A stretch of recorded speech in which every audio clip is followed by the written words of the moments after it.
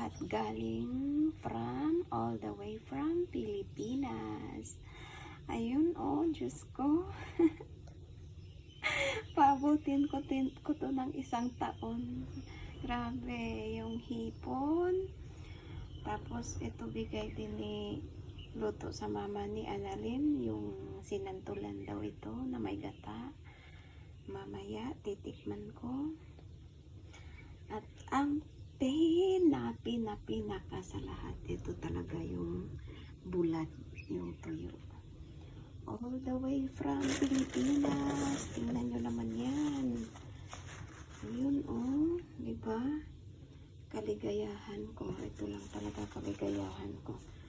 Yan, may ulam na ako for 1 taon. May mangga pa, oh. Tsaka, avocado. So, lahat yan galing Pilipinas. Maraming salamat, Annalyn.